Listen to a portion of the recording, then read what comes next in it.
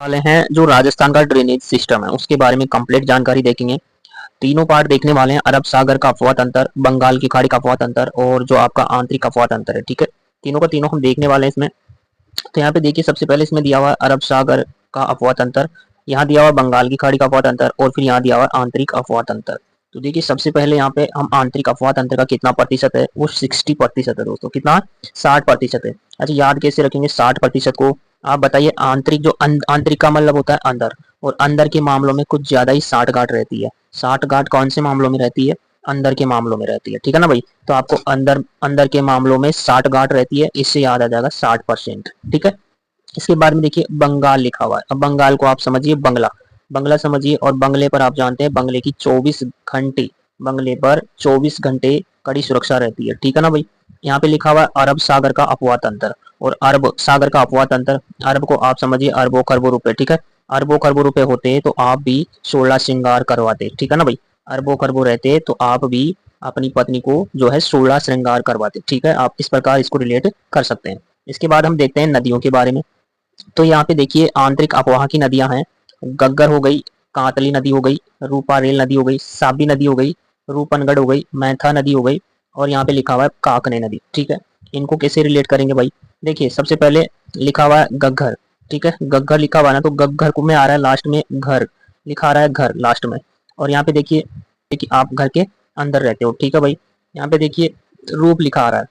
आपका रूप कब निखरता है मेरे भाई? जब आप घर के अंदर ही रहोगे। अगर आप अंदर ही अंदर रहोगे तो आपका रूप जो है, आपका रूप क्या होगा? निखरेगा। कब निखरेगा? जब आप घर के अंदर रहोगे। तो घर से घग्गर याद रहना चाहिए, रूप से रूपनगढ़, रूपारेल।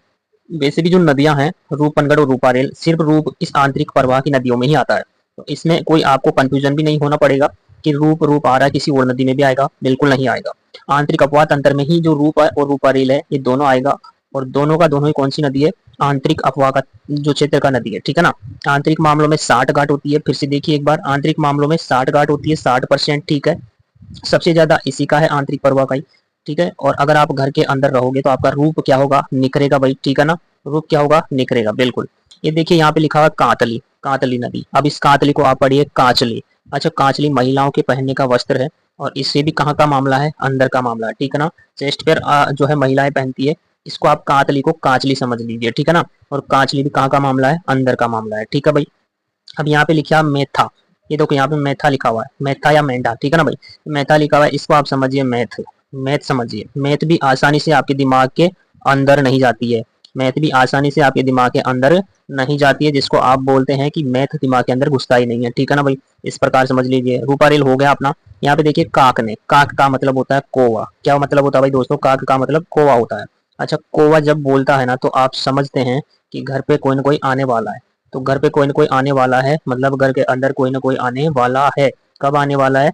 काक, काक का मतलब कौवा। जब कौवा बोलेगा तो मतलब घर के अंदर कोई ना कोई आने वाला है। इसके बाद लिखा हुआ है यहाँ पे चाबी। चाबी देखिए, चाबी कहाँ पे लगती है? हमने पहले भी जो एक कीबोर्ड था इनपुट आउटपुट डिवाइस में, कीबोर्ड तो जो था, उस कीबोर्ड को हमने की को किससे रिलेट किया था? चाबी से। और चाबी कहाँ लगती है? ताले के अंदर लगती है। तो यहाँ भी देखिए चाबी लिखा हुआ है, इस चाबी को आप क्या समझ लीजिए? चाबी समझ लीजिए। और चाबी कहाँ लगती है? अंदर लगती है। तो अंदर लगती है तो मतलब आंतरिक प्रवाह की नदी हो जाएगी। तो इस प्रकार आपको ये आंतरिक अपवाह का क्षेत्र जो है याद हो गया। ठीक है ना भाई? आप फिर से देखना, पक्का आपको याद आया जाएगा। कांतली कांचली कहाँ का मामला? अंदर का मामला। रूप कब निखरता है? जब आप घर के अंदर रहोगे। मैथ भी आसानी से आपके दिमाग में नहीं घुसता है। काक ने काक बोला तो घर के अंदर मेहमान आया। ठीक है भाई? चाबी, चाबी कहाँ लगती है? अंदर लगती है, ताले के अंदर लगती है। ठीक है, इस प्रकार आपको ये चीजें याद हो जाएगी। ठीक है ना? इसके बाद में देखिए बंगाल की खाड़ी, बंगले पर 24 घंटे सुरक्षा रहती है, तो 24% इसका प्रतिशत है। ठीक है ना? अफवाह क्षेत्र में इसमें देखिए कौन कौन सा है बंगाल की खाड़ी में। आपका हो जाता है चंबल नदी अफवाह तंत्र। चंबल नदी का तंत्र है गंभीरी नदी और बाणगंगा नदी। देखिए बाणगंगा नदी में हमेशा सस्पेंस बना रहता है, ये जो है आंतरिक अफवाह तंत्र की नदी बन चुकी है। और अक्सर आरएसएस भी बोर्ड जो है इसका क्वेश्चन जब बनाता है तो ऑप्शन के अकॉर्डिंग आपको आंसर लगाना पड़ता है। ठीक है ना भाई? जैसे मान लीजिए कैसे पहचानेंगे, जैसे मान लीजिए आपको पूछा जाए कि निम्न में से कौन सी आंतरिक अफवाह तंत्र की नदी है। अब आपको ऑप्शन दे दिया जाए, जैसे लूनी दे दिया जाए, है ना, माही दे दिया जाए, साबरमती दे दिया जाए और बाणगंगा दे दिया जाए, तब आपका ऑप्शन, ऑप्शन के अकॉर्डिंग आपका राइट आंसर क्या हो जाता है? बाणगंगा हो जाता है। लेकिन अगर आपको ऐसे ही पूछा जाए कि कौन सी आंतरिक प्रवाह की नदी है और ऑप्शन आपको इस प्रकार दे, आपको एक ऑप्शन दे दिया जाए, लूनी दे दिया जाए, माही दे दिया जाए, साबरमती दे दिया जाए, बाणगंगा दे दिया जाए और एक मेन जो है आंतरिक प्रवाह की उसी में से एक नदी दे दी जाए, तब आपका बाणगंगा आंसर नहीं होता है, फिर आपका वही होता है जो आंतरिक प्रवाह की नदी होती है। आई होप आपका यह डाउट क्लियर हुआ होगा। बाणगंगा आंतरिक प्रवाह में नहीं मानी जाती है, लेकिन ऑप्शन के अकॉर्डिंग आपको इसका आंसर करना पड़ता है जब कभी क्वेश्चन आए तो। ठीक है भाई, तो आपको इसमें कोई डाउट नहीं रहना चाहिए। यहाँ से देख लीजिए बंगाल की खाड़ी में कौन कौन सी नदियां अपना जल लेकर जाती है।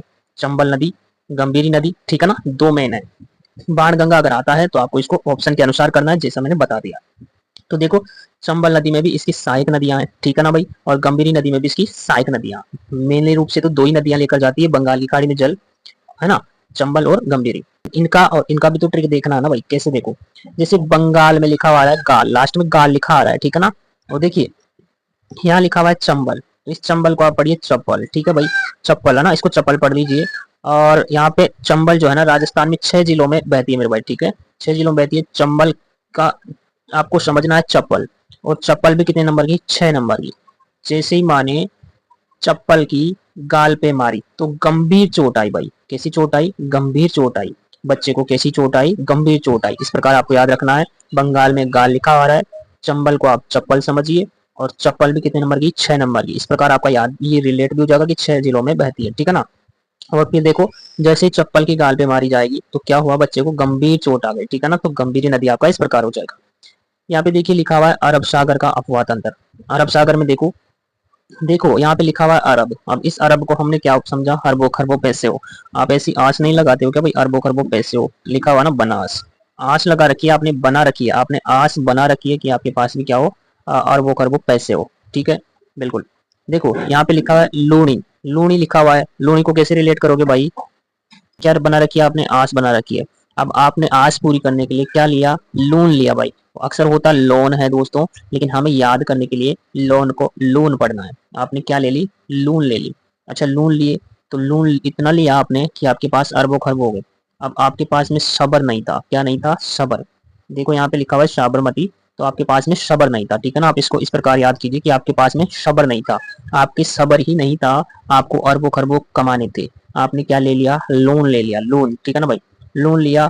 माँ को बिना बिताए, देखो माँ ही लिखा हुआ है ना, तो माँ को बिना बिताए आपने क्या लिया, लोन लिया। आपके सबर नहीं थी, आपको आस बनास, बना बना आस, देखो लिखा हुआ ना बना आस, तो आपने आस बना रखी थी कि आपको अरबों खरबों रुपए कमाने हैं, अपनी पत्नी को 16 श्रृंगार कराने हैं, ठीक है। तो लोन लिया आपने, लोन, लोन को नहीं समझना, लोन को लोन समझना। फिर देखो आपके क्या हुआ, सब्र नहीं था, ठीक है ना। लोन लेने के बाद आपने क्या किया, देखो माई को बताया ही नहीं, ठीक है ना भाई। इस प्रकार आप अपने दिमाग से इसको रिलेट करके याद कर सकते हैं भाई, ठीक है। अब हम आगे देखते हैं इनकी सहायक नदियां, ठीक है ना मेरे भाई। अब हम देखते हैं सबसे पहले लूनी नदी की सहायक नदियां कौन कौन सी है दोस्तों। देखिए इसमें एक ट्रिक लॉजिक बता देता हूं मैं आपको। देखिए सबसे ज्यादा जो है ना डी, डी, यहाँ पे भी डी, यहाँ पे भी डी, यहाँ पे भी डी, यहाँ पे भी डी, तो जिसके भी पीछे डी और गी आएगा, देखिए जिस भी नदी के पीछे डी और गी आएगा वो किस नदी की सहायक नदियां होगी भाई, लूनी नदी की सहायक नदी होगी, ठीक है ना। देखिए जो जड़ी, आप ध्यान देना, डी आए और गी आए, जिसके भी पीछे डी आए और गी आए वो किसकी सहायक नदी होगी, लूनी की सहायक नदी होगी। देखिए जो जड़ी, लड़ी, गुहया, है ना, ये अलग से आ गई है, इसके पीछे ना तो डी है ना गी है, तो ये आपको याद रखना पड़ेगा, ठीक है भाई। यहाँ पे देखिए बांडी, मीठड़ी, सुकड़ी, है ना, और यहाँ पे देखिए सागी, ठीक है ना भाई। तो ये देखिए यहाँ पे सागी आया, बाकी सब में डी डी डी डी है, ठीक है। तो आपको यही है पहचानने का लॉजिक इसको, कि लूनी नदी की जो भी सहायक नदी होगी उसके पीछे आपको क्या देखने को मिलेगा, या तो गी देखने को मिलेगा या फिर डी देखने को मिलेगा, ठीक है मेरे भाई। यही आपको लूनी नदी तंत्र को याद करवाएगा, ठीक है ना, यही लॉजिक। इसके बाद आप देखिए यहाँ से माही नदी तंत्र देखिए। माही नदी तंत्र में देखिए दोस्तों, सबसे पहले आप देखोगे सोम, फिर जाखम, और फिर लिखा हुआ है अनास, फिर लिखा हुआ है एराव, फिर लिखा हुआ है चाप, फिर लिखा हुआ है मोरेन, ठीक है। इसको आप कैसे याद कर सकते हैं भाई, देखिए यहाँ पे थोड़ा सा देखिए इसको, देखो सोम माही जाखम, ये तीनों जो है ना दोस्तों बेणेश्वर धाम, ठीक है। कौन सा संगम बनाते हैं, बेणेश्वर धाम, ठीक है ना भाई। बेणेश्वर जो धाम है वो तीनों का क्या है, सोम माही जाखम, तो ये माही नदी का ही तो है ना भाई यहाँ पे, बताइए। जो संगम बनता है सोम माई जाखम का, वो इन तीनों नदियों का ही तो है। तो इसमें तो कोई ट्रिक का जरूरत ही नहीं है आपको। आपकी माँ, और माँ हमेशा क्या लगाती है आपसे, आस लगाती है भाई, ठीक है ना। माँ हमेशा क्या लगाती है, आस लगाती है। इसके बाद देखिए यहाँ लिखा हुआ है ए राव, राव है, इस राव को आप याद रखिए। देखिए आस लगाती है पचा, पचा देखिए पचा, पचा जाते हो आप हर बार। देखिए माँ आस लगा रखी है सिलेक्शन की, किसकी, सिलेक्शन की। और आपका सिलेक्शन से जब वंचित हो जाते हो तो आप उस बात को पचा जाते हो और फिर से अपने सपनों को पाने के लिए फिर से मेहनत में जुट जाते हो, ठीक है ना भाई। ऐसा तो है नहीं कि आप एक बार अनसक्सेसफुल हुए और आपने छोड़ दिया, आप पचा जाते हो कैसे न कैसे, आप उम्मीद लगाते हो, आश लगाते हो, ठीक है ना। राव रोते हो, ठीक है ना, राव रोते हो। मोर, मोर देन ट्राई, है ना। देखो मोर लिखा हुआ है, आप मोर, मोर, मोर देन, मोर देन, आप हर बार क्या करते हो, प्रयास करते हो, मोर प्रयास, मोर एफर्ट, ठीक है ना भाई, मोर एफर्ट। तो आप इस प्रकार इसको रिलेट कर सकते हैं मेरे भाई, ठीक है ना। माही नदी तंत्र देखा आपने, लूनी नदी तंत्र देखा आपने। इसके बाद देखिए चंबल नदी तंत्र, और चंबल की जो सहायक नदियां हैं उसको याद करने का ट्रिक देखिए क्या है, बताता हूँ मेरे भाई, ठीक है ना। चंबल नदी का जो नदी तंत्र है आपको याद करने का ट्रिक देखिए। देखिए चंबल नदी को चुवर्णवती भी कहते हैं, कामधेनु भी कहते हैं, नित्याहारी नदी भी कहा जाता है। इसका उद्गम स्थल जो है आपको दिख रहा होगा यहाँ पे, जाना पाओ पहाड़ी, मध्य प्रदेश, विंध्याचल पर्वत से इसका उद्गम होता है। संगम बनाती है यमुना नदी में इटावा यूपी के पास, ठीक है। लंबाई जो है टोटल इसका 1051 किलोमीटर है, और राजस्थान में 322 किलोमीटर इसका बहाव क्षेत्र है। देखिए एमपी, यूपी एवं राजस्थान की सीमा निर्धारण करती है ये नदी। इसका अपवा क्षेत्र देखिए, हमने बताया आपको कि गाल पे 6 नंबर की चप्पल से चोट लगाई तो गहरी गंभीर चोट आई, मतलब बंगाल, बंगाल का अपवा क्षेत्र जो है 2 नदियों से, चंबल और कौन सी नदी, गंभीरी नदी, ठीक है। जिसमें चंबल नदी में 6 नंबर का लॉजिक क्या था, 6 जिलों से बहती, चित्तौड़गढ़, कोटा, बूंदी, सवाई माधोपुर, करौली और धौलपुर। सवाई माधोपुर, करौली, धौलपुर, ये कौन सा क्षेत्र है, डांग क्षेत्र, ठीक है। लिखा हुआ बिहड़ उत्खात भूमि जिसको आप बोलते हैं। सहायक नदियों की ट्रिक क्या है मित्रों, माँ गुस्से में पापा ने आज काले घोड़े पर बार बार चाकू से मारा, ये इसका जो है ट्रिक हो जाएगा सहायक नदियों का। माँ से मांडवी हो जाएगा। और लिखा है गुस्से, गुस्से से देखिए यहाँ पे क्या लिखा हुआ है दोस्तों, ये इसको देखते हैं ठीक से। लिखा हुआ है गुजाली, गुजाती लिखा हुआ है, शायद कुछ समझ नहीं आ रहा है इसमें पीडीएफ में, ठीक है भाई। तो देखिए मैं से मेज लिखा हुआ है, और पापा से देखिए पार्वती लिखा हुआ है, ने से नेवाज लिखा हुआ है, आज से आहू लिखा हुआ है, काले से काली सिंध, और घोड़े से देखिए यहाँ पे लिखा हुआ है, यहाँ पे दोस्तों कुछ समझने में दिक्कत हो रहा है मुझे, छोटा पहाड़, ठीक है ना भाई, शायद छोटा पहाड़ी लिखा हुआ है ये। और इसके बाद में देखिए आप परवन से, पर से परवन हो जाएगा, बार से बनास हो जाएगा, और इस बार से ब्राह्मणी हो जाएगा। यहाँ पे देखिए चा से चारून हो जाएगा, कु से कुकू हो कुकू है शायद, ये से सीप हो जाएगा, ठीक है ना।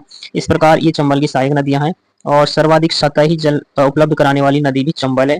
सर्वाधिक अवनालिका अपर्दन करने वाली नदी भी कौन सी है, देखिए सर्वाधिक अवनालिका अपर्दन करने वाली नदी ये भी कौन सी है, चंबल नदी हो जाएगी, ठीक है ना। इस पर बने बांध कौन कौन से है दोस्तों, गांधी सागर बांध है, राणा प्रताप सागर बांध है, और जवाहर सागर बांध है, कोटा बैराज बांध है। अच्छा राणा प्रताप सागर बांध जो है राजस्थान में सर्वाधिक जल ग्रहण क्षमता वाला बांध है, ठीक है ना। और कहाँ पर है दोस्तों, बैसरोडगढ़ चित्तौड़गढ़ में, ठीक है ना। गांधी सागर बांध भी है जो एमपी में पड़ता है, ठीक है। तो राजस्थान और मध्य प्रदेश का जो है 50-50% भागीदारी से निर्मित 3 बांध है इसके ऊपर। प्रमुख बताया मैंने आपको, गांधी सागर, राणा प्रताप सागर और जवाहर सागर। कोटा बैराज भी जो सिंचाई बांध है, ठीक है ना। अपने चंबल नदी तंत्र को ट्रिक से भी समझने की कोशिश की दोस्तों। देखिए सिवना, मेज, ओराई, चारोन, बनास, सीप, छोटी काली सिंध, ब्राह्मणी, काली सिंध, आलनिया, पार्वती, ठीक है। अगर वहां पे कुछ समझ में नहीं आया ट्रिक में तो आप यहाँ पे भी देख सकते हैं। इसके बाद में गंभीरी नदी है दोस्तों, और गंभीरी नदी जो है भद्रावती, इसकी सहायक नदियां, ठीक है। और ये लिखा हुआ है पीडीएफ में, कुछ ठीक ठाक से दिख नहीं रहा अभी, शायद ये बार खेड़ा है दोस्तों, ठीक है ना। और फिर ये लिखा हुआ आटा और मावती, और लिखा हुआ यहाँ पे भैंसावर, ठीक है ना भाई, इस प्रकार। तो ये नदी आती गंभीर नदी तंत्र और ये चंबल नदी तंत्र। सबसे इंपॉर्टेंट देखिए चंबल और लूनी नदी, माही नदी, ठीक है ना, ये इंपॉर्टेंट था। बाकी गंभीरी और मेरी कभी कभी रियल केस नहीं पूछता, नहीं तो इससे क्वेश्चन भी नहीं आता है। तो देखिए इसके बाद आता है साबरमती, और साबरमती की देखिए वाकल हो गया, मानसी हो गया, हतमती हो गया, बैतरई हो गया, और शही नदी हो गया। तो ये थी अपने पास में जो नदी अपवा तंत्र था राजस्थान का। अच्छा अपवा क्षेत्र का जो है अवरोही क्रम जो है, सबसे पहले चंबल का सबसे ज्यादा है, पूछा हुआ क्वेश्चन है दोस्तों। इसके बाद में आता है लूणी का, ठीक है ना भाई। इसके बाद में आता है बनास का, और इसके बाद में आता है माही नदी का, ठीक है ना। सबसे ज्यादा जो अपवाद क्षेत्र है वो किसका है, चंबल नदी का, उसके बाद लूनी, उसके बाद है बनास और उसके बाद में है माही नदी। इस प्रकार ये था आपका अपवाद अंतर। और जो माही नदी है ये अपना जल खंबाती खाड़ी में गिरा देती है और लूनी नदी कच्छ के रण में विलुप्त हो जाती है, ठीक है ना भाई। इस प्रकार था अपने पास में ये राजस्थान का अपवाद अंतर। तो हम मिलते हैं अगले टॉपिक में। अगर आपको अच्छा लगा तो आप इसको फिर से देखिए, आपको पक्का ये याद हो जाएगा, ठीक है ना।